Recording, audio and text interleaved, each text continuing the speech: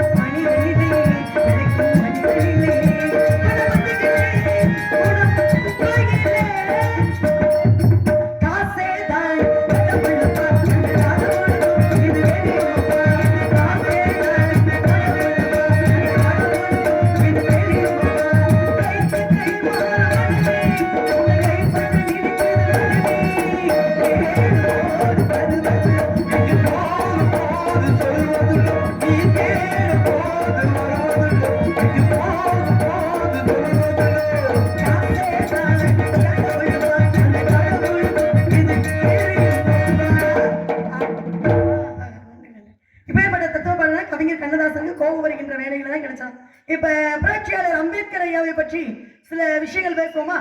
நன்றி நன்றி. பேசலாம்ல? தாராளமா பேசலாம். ஏன்னா எவ்வளவு பெரிய மனிதர், சட்ட மேதை, அரசியலமைப்பின் தந்தை அவர் தான். இன்னைக்கு நம்ம எல்லாம் சுதந்திரமா இந்த மண்ணில் உட்கார்ந்து இருக்கிறோம் அப்படின்னா மனதில் தோன்றிய விஷயத்தை அச்சமின்றி நம்ம பேசுறோம் அப்படின்னா அதற்கு முக்கிய காரணம் புரட்சியாளர் அம்பேத்கர் ஐயா அவர்கள் மட்டும்தான். இப்ப ஐயாவினுடைய சிலை எல்லாம் பார்த்திருப்பீங்க. ஏன்னா உலகத்திலேயே அதிக சிலைகள் இருப்பது புரட்சியாளர் அம்பேத்கர் ஐயாவுக்கு மட்டும்தான். இப்ப ஐயாவை நீங்க சிலையில பார்த்திருப்பீங்க. ஐயாவை எப்படி வடிவமைச்சிருக்காங்க? இப்படி கையை நீட்டி புத்தகத்தை ஒரு கையில வச்சுக்கிட்டு கோட்டு சூட்டோட, எப்படி கோட்டு சூட்டோட தான் எல்லா சிலையுமே அம்பேத்கர் ஐயாவை வடிவமைச்சிருக்காங்க. எதற்காக தெரியுங்களா?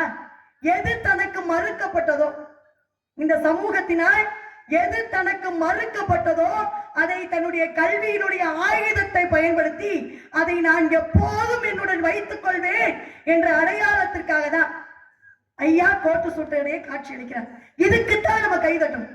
யாருமே செய்யாத விஷயத்தை ஐயா செய்து காமித்தார் பாருங்க. இதுக்குத்தான் கைதட்டணும். கொலம்பியா யூனிவர்சிட்டின்னு ஒரு அமெரிக்காவினுடைய யூனிவர்சிட்டி, அது ஒரு மிகப்பெரிய ஆராய்ச்சி நடந்தது. அது என்ன அப்படின்னா top 100 scholars in this world. Top 100 scholars in this world. இதுக்கு என்ன அர்த்தம் அப்படின்னா உலகத்திலேயே மிகப்பெரிய படிப்பாளிகள் இருப்பாங்களே 100 நபர்களை தேர்ந்தெடுக்குது. அந்த 100 நபர்களிலே முதல் பெயர் யாரு அப்படின்னு கேட்டீங்கன்னா புரட்சியாளர் அம்பேத்கர் ஐயா. கிட்டத்தட்ட அவருடைய படித்த படிப்பை மட்டுமே, அவர் படித்த டிகிரியை மட்டுமே எழுதணும் அப்படின்னா ஒரு புத்தகம் தேவைப்படும். எப்படி?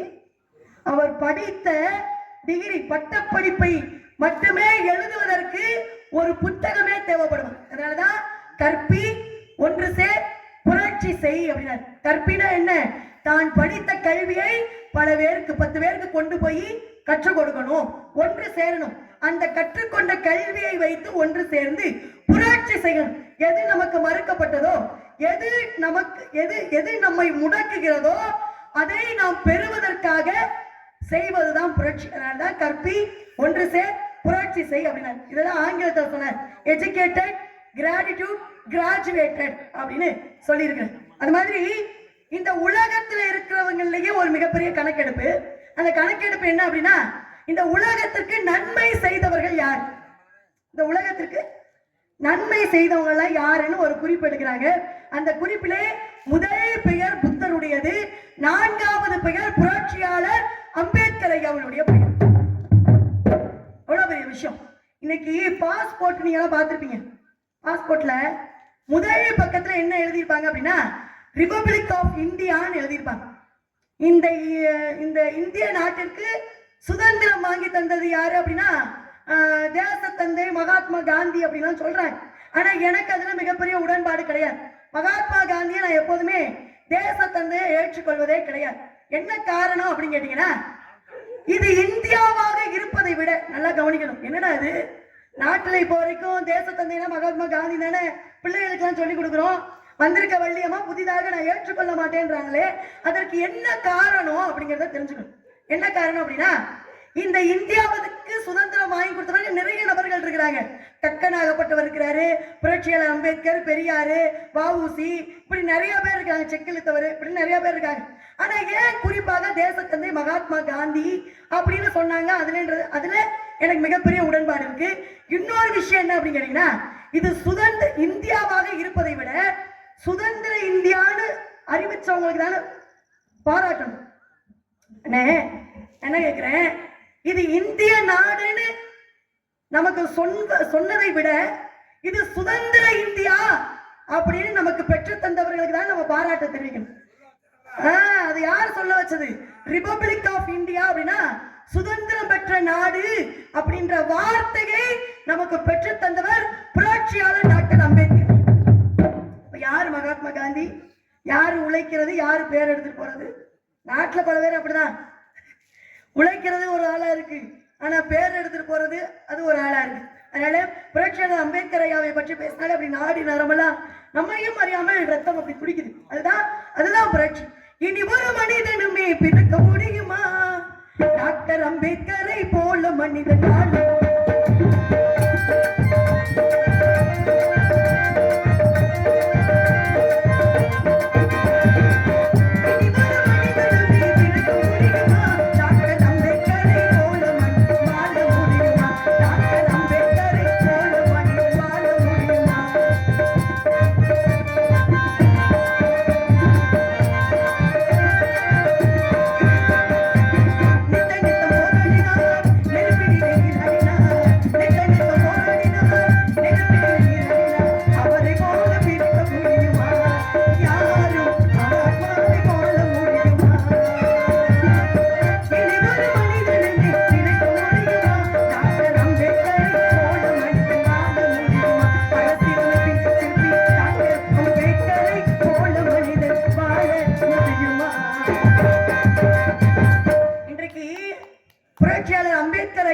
சிலை உடைக்கப்படுது. உலகத்தில் நிறைய சிலைகள் யாருக்கு இருக்குன்னா அதுவும் அம்பேத்கர் ஐயாவுக்கு தான். நிறைய சிலைகள் யாருடைய சிலை உடைக்கப்படுது அப்படின்னா அம்பேத்கர் ஐயாவுடைய சிலை தான். இப்ப சில பேருக்கு நாயை கண்டா பயம், சில பேருக்கு பேயை கண்டா பயம், சில பேருக்கு ரத்தத்தை கண்டா மயங்கி விழுந்துருவான், பயப்படுவான். சில நம்மளுடைய தமிழ்நாட்டில் மட்டும்தான், நம்மளுடைய இந்திய நாட்டில் மட்டும்தான் அறிவாளிகளை கண்டால் இந்த முட்டாள் கூட்டத்துக்கு மிகப்பெரிய பயம் இருக்கு. அதனாலதான் புரட்சியாளர் அம்பேத்கர் அவருடைய சிலை உடைக்கப்படுது. ஆனா உடைக்கப்படுபவர்களுக்கு தெரியல, அவர் எழுதிய சட்டத்தினுடைய அடிப்படையில தான் அவனை கொண்டு போய் சிறையிலேயே வைப்பாங்க அப்படின்ற விஷயம் அவனுக்கு தெரியல. அதனாலதான் உடைக்கிறான். அதனால அப்படியெல்லாம் இல்லாம என்ன வேலைக்கு வந்தோமோ அந்த வேலையில கண்ணும் கருத்துமா இருக்கணும். எதுக்கு வந்திருக்கீங்க? எல்லாம் கல் நெஞ்சக்காரர்களால உட்காந்து ஏன் அப்படி சொல்றீங்க? நம்ம ஊர் ஆதனூர் நாடகக்கலையை நல்லா ரசிக்கக்கூடிய பகுதி நம்ம பகுதி. நல்லா ரசிக்கிறாங்க. இவ்வளவு நேரம் வரைக்கும் உட்கார்ந்து இருக்காங்கன்னா நாடகக்கலையை நல்லா ரசிக்கிறக்காண்டிதான் உட்கார்ந்து இருக்காங்க. நல்லா ரசிக்கிறாங்க. அதுல எது மாற்றுக்கிறதுல பாருங்க, அவங்களுக்காகவே கைதட்டி. சரி, அதுல மாற்றுக்கிறது இல்ல. ஒரு சுறுசுறுப்பு இல்ல, விறுவிறுப்பு இல்ல, ஒரு அன்பளிப்பு இல்ல. அன்பளிப்பா? எங்க உங்களுக்கு மட்டும் 500 ரூபாய் அன்பளிப்பு வந்துச்சு. எங்க அவர் கொடுத்தவர் எங்க இருக்கு? 50 ரூபா. அம்மா வள்ளிராய் அவர்களை நீங்க நல்லா தெரிஞ்சுக்கணும். நம்ம இந்தியா வந்து டிஜிட்டல் இந்தியாவா மாறிடுச்சு. இப்ப யாருமே கையில காசு பணம் வச்சுக்கிறது கிடையாது. எல்லாரும் ஜிபே, போன்பே, கூகுள் பேன்னு வச்சுக்க ஆரம்பிச்சுட்டாங்க. நீங்க வந்து கவலைப்படாதீங்க, காலையிலுக்குள்ள மொய் பணம் வந்துடும். நீங்க எதுவும் வருத்தப்படாதீங்க ஐயா. கையில பணம் இல்லைனாலும் பிரச்சனை கிடையாது. அதுக்கு நான் ஒரு ஆப்ஷன் வச்சிருக்கேன். Google Pay, PhonePe, Paytm, all online transactions available here.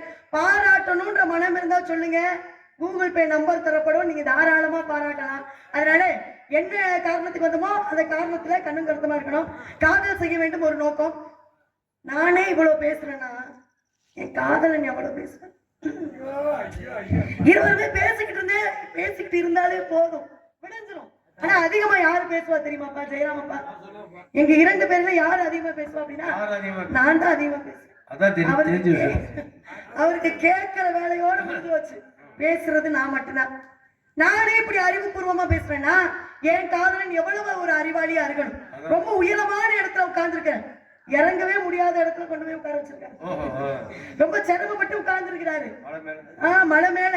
ஏன்னா குகை இருக்கும் இடமெல்லாம் குன்று இருக்கும் இடமெல்லாம் குகன் இருப்பான் என்பதற்கு இன்னும் இயற்கை வளங்கள் மலைகள்லாம் இன்னும் பாதுகாப்போட இருக்குன்னா என்னுடைய காதலன் மேல உட்கார்ந்து இருக்கிறதுனாலதான். என் காதலனுக்கு நிறைய பெருமை இருக்கு. இப்ப பெண்களுக்கு எல்லாம் காதல் வந்துச்சுன்னு தெரியுங்களா, எப்படி சொல்லுவாங்க, என் காதலன் மாதிரி அருமையானவை பெருமையானவை அவ்வளவு அழகு, தாங்கு தாங்கு தாங்குன்னு தாங்குறான் அப்படிமா.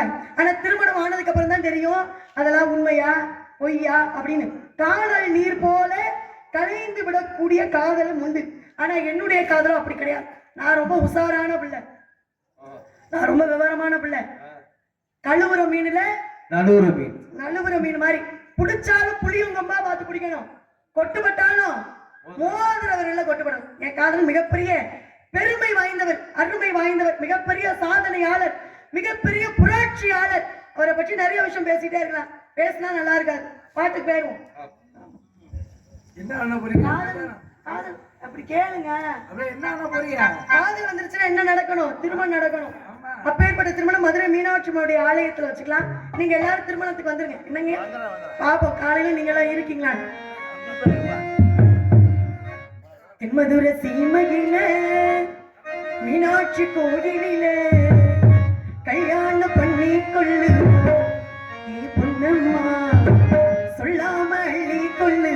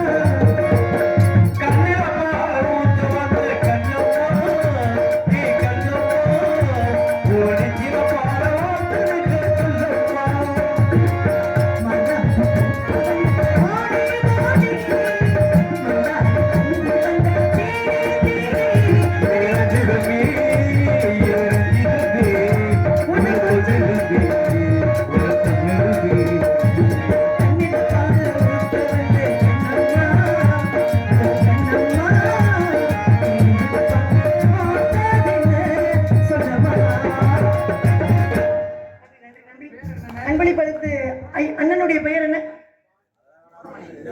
என்ன ஒரு தன்னடக்கம்? காளிமுத்து பொன்னுச்சாமி.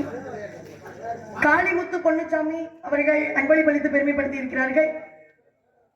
இந்த உயரத்தில் உயர்ந்தவர்களா மனிதர்களான்னு கேட்டா நிச்சயமா கிடையாது. உள்ளத்தில் உயர்ந்தவர்கள் தான் மனிதர்கள். பணம் எல்லாருக்கிட்டையுமே இருக்கு. அந்த பணத்தை கொடுக்க வேண்டும் என்ற மனம் இருக்கு பாருங்க, அது சிலரிடம் மட்டும்தான் இருக்கு. மகாபாரதத்துல ஒரு சிறிய குறிப்பு மட்டும் சொல்றேன். மகாபாரதத்துல கர்ணனை கொல்லணும்னு அர்ஜுனன் நினைக்கிறான், அம்புகளை எய்துகிறான். அந்த அம்புகள் அனைத்துமே போய் கர்ணனுடைய கழுத்திலே மாலைகளாக விழுந்துச்சாங்க. மிகப்பெரிய ஆச்சரியம் அர்ஜுனனுக்கு. என்னடா இது, ஒருத்தரை கொல்லணும்னு நினைச்சு நம்ம அம்புகளை எல்லாம் எழுதுறோமே, அந்த அம்புகள் எல்லாம் போய் அவனுடைய கழுத்திலே எதிரியோட கழுத்துல மாலையா விழுகுதே, இது எப்படி சாத்தியமாகும் என்று எண்ணி, கண்ணா கண்ணா உன்னை தேடுகிறேன்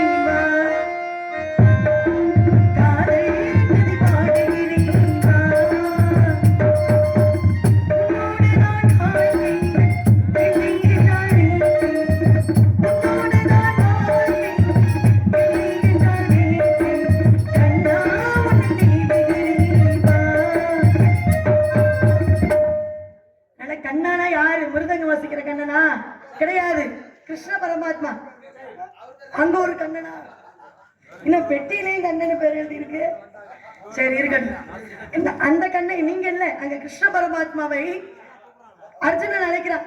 கிருஷ்ணா இது எப்படி சாத்தியமாகும் என்று கேட்டபோது கிருஷ்ண பரமாத்மா சொன்ன பதில் என்ன தெரியுங்களானே, அவன் செய்த தர்மங்கள் இல்லாம அவனை கொல்ல விடாமல் தடுக்கிறதடா அப்படின்னாரு. அதான் தர்மம் தலை காக்கும் அப்படிங்கிற பழமொழி எதிலிருந்து வந்தது? மகாபாரதத்துல இருந்து வந்தது. தர்மம் செய்யலாம் தவறே கிடையாது. வாழ்க்கையில எவ்வளவு தேவையில்லாத விஷயத்துக்கெல்லாம் எவ்வளவு காசு செலவு பண்றீங்க தினந்தோறும்.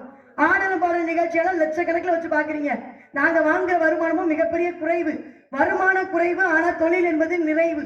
அதனால அன்பளிப்பெல்லாம் கொடுக்கலாம். எனக்கு மட்டும் இல்ல, வந்திருக்கக்கூடிய இசை கலைஞர்களுக்கும் கொடுக்கலாம். ஏன்னா இரவு 10 மணிக்கு உட்கார்ந்து வாசிக்க ஆரம்பிச்சாங்கன்னா விடிய காலை 6 மணி வரைக்கும் எந்திரிக்கவே முடியாது. கதாபாத்திரம் வரக்கூடிய நடிகர்கள் நாங்களாவது கொஞ்ச நேரம் உள்ள போய் கொஞ்ச நேரம் ரெஸ்ட் எடுத்துட்டு வருவோம். ஆனா இசைக்கலைஞர்களுக்கெல்லாம் அந்த ரெஸ்ட் கூட கிடையாது. அதனால தயவு செய்து அன்பளிப்பெல்லாம் கொடுக்கலாம். வாழ்க்கையில நல்ல விஷயம் செய்யலாம், தவறே கிடையாது. சரி, உங்ககிட்ட ஒரு 3 கேள்வி கேட்கலாம்னு நினைக்கிறேன். கேட்கலாமா? என்னடா எப்போதுமே வரக்கூடிய வள்ளிக்கிட்ட நாம கேள்வி கேட்போம் இல்லையா, நாரதர் வந்து கேட்பாரு, இல்ல நம்ம ஊர்ல நாடக அமைப்பாளர் புதுமையா ஒரு வள்ளியை அழிச்சிட்டு வந்திருக்கிறாங்க அப்படின்னு நீங்க எல்லாம் நினைக்கலாம். அதுதான் உண்மை, புதுமையான வள்ளி தான். நீங்க பாக்குற மாதிரி வள்ளியெல்லாம் கிடையாது. தொடர்ந்து 5-6 பாடல்களை பாடிட்டு உள்ள போற வள்ளி நான் கிடையாது. உண்மையாக உழைக்கணும். பட்டுக்கோட்டை கல்யாண சுந்தரம் ஐயா சொன்னது மாதிரி செய்யும் தொழிலே தெய்வம் என்பதை நான் ஒவ்வொரு மேடை ஏறும்போது அதை நினைத்து கொண்டுதான் மக்களுக்கு துரோகம் பண்ணாம செய்கிற தொழிலுக்கு துரோகம் பண்ணாம தொழிலை உண்மையாக செய்யணும் அப்படின்னு நினைச்சுதான் நான் ஒவ்வொரு மேடையும் ஏறுவேன். சரி, நான் உங்ககிட்ட ஒரு 3 கேள்வி கேட்கிறேன். இப்ப வேண்டுதல்னு வச்சா என்னென்ன வகையான வேண்டுதல் வைப்போம்? முடி காணிக்க கொடுக்குறேன், பாத யாத்திரை வரேன், காவடி எடுக்கிறேன், பாத யாத்திரை எடுக்கிறேன், இப்படி நிறைய வேண்டுதல்கள் இருக்கு. ஆனா ஒரு ஆலயத்துல என்ன தெரியுமான வேண்டுதல்? உயிரோட இருக்கக்கூடிய மனிதனை பிணம் போலவே சித்தரிச்சு, எப்படி உயிரோட இருக்கும் போதே பிணம் போலவே சித்தரிச்சு பாடையில கொண்டு போய் வழிபடக்கூடிய ஒரு ஆலயம் இருக்கு. அது எந்த ஆலயம், எந்த மாவட்டத்துல இருக்கு? என்னவோ தெரிஞ்ச மாதிரி இங்கிட்டு கை நீட்டுறாரு, பாடகட்டி மாரியம்மன். ஆனா இது இல்ல கேள்வி. நான் கேள்வியை முடிக்கிறேன். அப்படி ஒரு ஆலயம் இருந்தாலும் ஒரு மனிதன் 8 மணி நேரம் மூச்சு விடாம இருக்க முடியுமா? சித்தர்கள் வாழ்வார்கள் எவ்வளவு மணி நேரம் வேணாலும். ஆனா ஒரு மானிட பிறப்பு மனிதன் 8 மணி நேரம் மூச்சு விடாம இருக்க முடியுமானே? இறந்த நிலைக்கு போக முடியுமா? ஆனா ஒரு கோயில்ல 8 மணி நேரம் இல்ல, 24 மணி நேரம் கூட அந்த ஆலயத்தினுடைய திருவிழாவின் போது சாமி அழைப்பாங்க. அப்ப யாருக்கெல்லாம் சாமி வருதோ அவங்க எல்லாருமே இறந்த நிலைக்கு போயிருவாங்க. அது எத்தனை மணி நேரம் சொல்லவே முடியாது, மூச்சே விட முடியாத நிலையில இருப்பாங்க. அப்ப அந்த கோயிலுடைய பூசாரி வந்து குறி சொன்னதுக்கு அப்புறம் தீர்த்தத்தை தெளிச்சதுக்கு அப்புறமாகத்தான் அவங்களுக்கு உயிரே வரும். படுகளம் பக்கத்துல இருக்கா? இது எந்த மாவட்டம்? இது கடலூர் மாவட்டமா? 15 கிலோமீட்டர் தானா? பரவாயில்ல. இப்ப ரொம்ப பிரபலியம் ஆயிடுச்சு இந்த திருவிழா, உலகம் முழுவதும் பிரபலியம் ஆயிடுச்சு. ஆனா தெய்வம் இல்லைன்னு நம்ம சொல்ல முடியுமா? யாருமே மூச்சு விடாம இருக்க முடியுமா? அப்ப மூச்சு விடாம இருக்கிறாங்க அப்படின்னா அது எவ்வளவு பெரிய இறைவனுடைய நிலைதான் இல்லையா? சரி, இன்னொரு கேள்வி. இப்ப அர்ச்சனை செய்யறது நம்ம கோயிலுக்கு மாலை, பூ, தேங்காய், வாழைப்பழமா வாங்கிட்டு போவோம். மாலையே இறைவனுடைய கழுத்துல போட்டு நம்ம கழுத்துல போடுவாங்க, அப்படி இல்லையா நம்ம கையில கொடுப்பாங்க. இது எல்லாருக்கும் தெரிஞ்ச உண்மை. இந்த கேள்விக்கு பதில் சொல்லிருங்க பாப்போம். ஆனா இவ்வளவு அறிவு சார்ந்த மக்கள் இருக்கீங்கன்னு நினைக்கும் போது மகிழ்ச்சி தான். இப்ப இறைவனுக்கு போடப்பட்ட மாலை நம்ம கழுத்துல போடுவாங்க, உயிரோடு இருக்கக்கூடிய மனிதனுடைய கழுத்துல போடுவாங்க, எல்லாருக்கும் தெரியும். ஆனா ஒரு ஊர்ல அந்த பகுதியில் யார் இறந்தாலுமே அந்த பிணத்திற்கு இறைவனுக்கு போடப்பட்ட மாலையை கொண்டு போய் பொணத்துக்கு போட்டுதான் கொண்டு போய் அடக்கமே செய்வான். பண்ணலாமா? இறைவனுக்கு தெய்வத்துக்கு போட்ட மாலையை கொண்டு போய் பிணத்துக்கு போடலாமா? ஆனா போடக்கூடாது. ஆனா இன்றளவும் அப்படி நடக்குது. ஏன் அப்படி செய்யறாங்க? அப்படி செய்யறதுக்கு ஒரு காரணம் இருக்கும்ல. அப்படி செய்யறாங்க. என்ன காரணம்? எங்க முடிஞ்சா கண்டுபிடிங்க பார்ப்போம். தேடுங்க. வாழ்க்கையே தேடல தானே இருக்கு. நல்ல விஷயத்தை தேடலாம், தவறே கிடையாது. வேப்ப இலை இனிக்குமா? இனிக்கும். ஒரு ஆலயத்துல இனிக்குது. இப்ப விளக்கு எரியம்னா என்னென்ன ஊற்றணும்? என்ன வடிவே இருக்க முடியாது. என்னங்க ஊற்றணும்? அட என்ன ஊற்றணும்?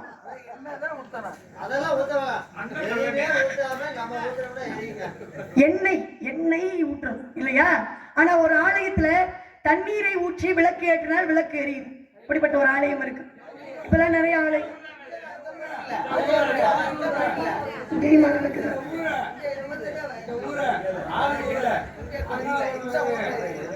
நம்ம அண்ணே நாடக அமைப்பாளர் அண்ணே, உங்க பேர் என்னன்னே மறந்து அப்படி பாக்க இல்ல. உண்மையாவே பல நாட்கள் ஆயிடுச்சுல, வருடங்கள் கடந்து. வெங்கடேஷ். ஆமா, மரியாதைக்குரிய வெங்கடேஷ் அண்ணன் அவர்கள் என்னை அழைச்சிட்டு வரும்போது நான் நிறைய விஷயத்த படிச்சுட்டு மக்களிடம் பகிரணும் அப்படின்னு நான் மேடையேன்னா எனக்கே என்னையவே ஆச்சரியப்படுத்துற மாதிரி நிறைய தகவல்கள் கிடைக்குது. அப்படி ஆனா நான் போகும்போது வரலாறு நிறைய நான் உங்களை பற்றி நான் தெரிஞ்சுட்டு போறேன். ஆனா இன்னொரு ஆலயமும் இருக்குன்னு. அது எங்க அப்படின்னா நாமக்கல் மாவட்டத்துல ராசிபுரம் அப்படின்னு சொல்லக்கூடிய பகுதியிலே பச்சை தண்ணி மாரியம்மன் கோவில். அந்த ஆலயத்துக்கு பேரே பச்சை தண்ணி மாரியம்மன் கோவில். சரி, இதெல்லாம் நான் சொல்லிட்டேன். ஒரு கேள்விக்கு மட்டும் பதில கண்டுபிடிச்சு வைங்க, வரேன்.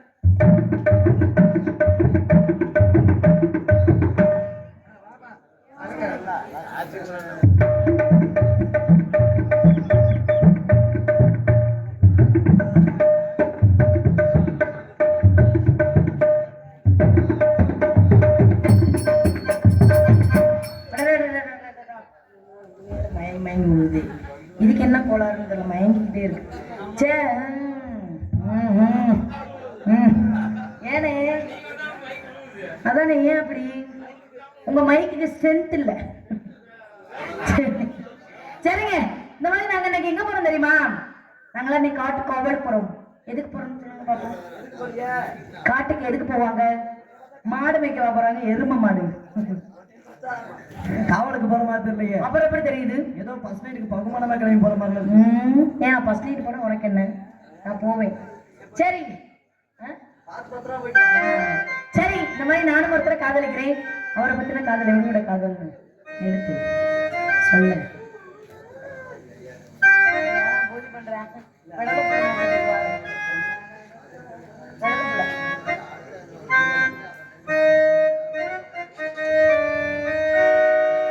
விடல புள்ள நேசத்துக்கு, செவத்த புள்ள பாசத்துக்கு, அழகர் மழை காத்து மண்ணு தூது சொல்லாதோ.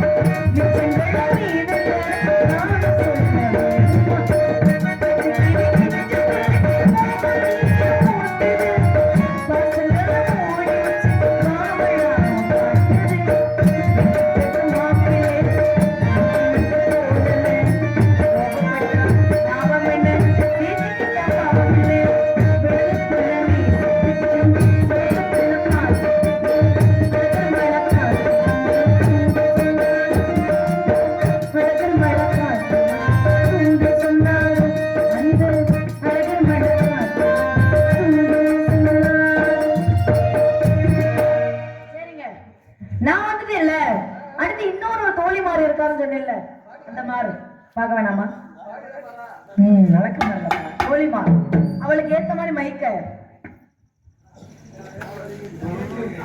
நிக்குது.